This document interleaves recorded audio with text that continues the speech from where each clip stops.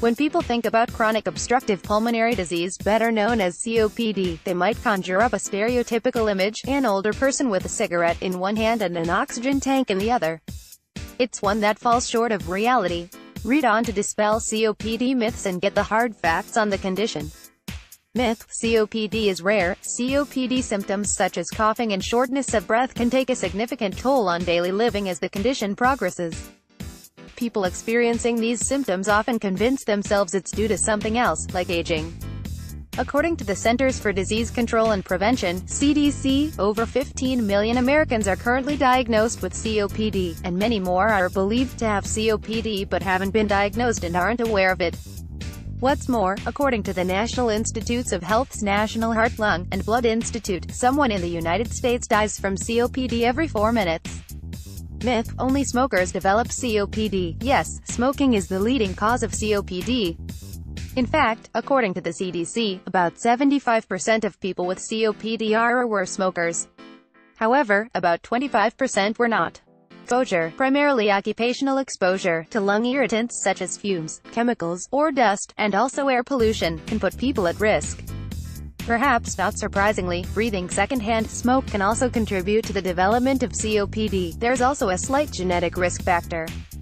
About 1 in every 2,500 Americans has AAT, alpha-1 antitrypsin, deficiency, which can lead to COPD even without smoking or exposure to pollutants. Myth: COPD only develops later in life. It's rare for young adults to get COPD, though if you smoke or have other risk factors, it's possible. Diagnosis becomes more common in people in their 40s or older, but given the life expectancy today, that's hardly considered old. COPD is a disorder of aging, but people can develop it at a younger age, depending on when they started smoking, the number of packs per day, as well as genetic factors like AAT deficiency, says Richard S. Nevich, MD, Director of Pulmonary Rehabilitation at Burke Rehabilitation Hospital in White Plains, New York. Myth: a variety of tests are required to diagnose COPD. A COPD diagnosis begins with a general evaluation, your medical history, a physical exam, and a candid talk about risk factors such as how many cigarettes you smoke, whether you have shortness of breath or sputum production, and any exposure to toxic particles. The diagnosis is confirmed with a simple spirometry test, also called a pulmonary function test, explains Brian W. Carlin, MD, a pulmonologist based in Pittsburgh, Pennsylvania.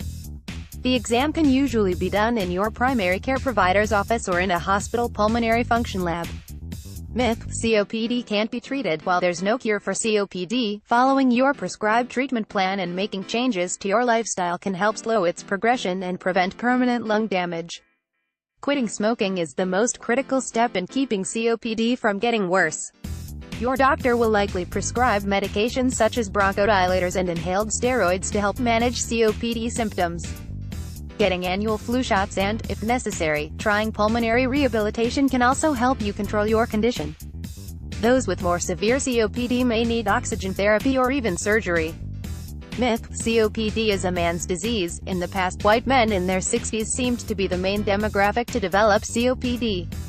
Today, however, women are more likely to be diagnosed in their 50s or younger. Women with COPD symptoms are also more likely than men to experience frequent flare-ups, suffer from depression, and feel that their quality of life is poor.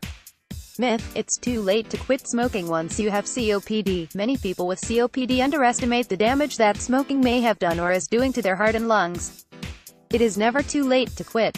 Preservation of lung function by smoking cessation is more powerful than anything the doctor or medication can do for you, explains Dr. Nevich.